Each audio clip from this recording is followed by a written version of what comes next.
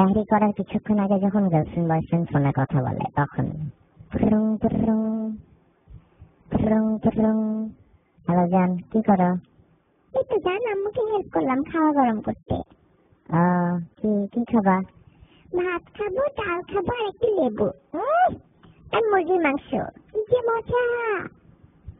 মজা না? খাও পেলে। আচ্ছা জান, আম্মু ডাকতেছে, শাহরি করে আসি। যাও, লাভ ইউ।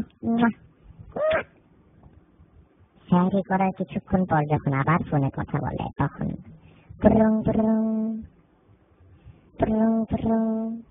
জান, খাইলা?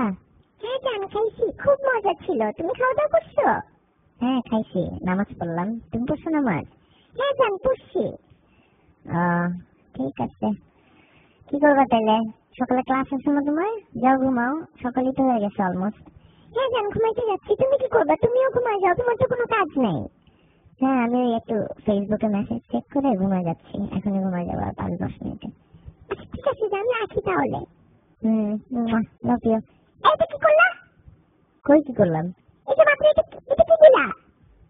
চুমা দিলাম। কেন? তোমার কমন সেন্স নাই? তুমি বুঝো না আমি রোজা রাখছি? রোজা হালকা হয়ে যাবে না আমার? মাথা খাটায় কাজ করতে পারো না তুমি? আরে আজব, একটা চুমাই তো দিলাম। সারাদিনই তো দাও, মন ভরে না? সারাদিন দিয়ে তোমার মন ভরে না কেন? তোমার এত চুমা দিতে হবে কেন ফোনের মধ্যে? ফালতু যত সব, আমার রোজাটাই হালকা করে দিলা। ধুর।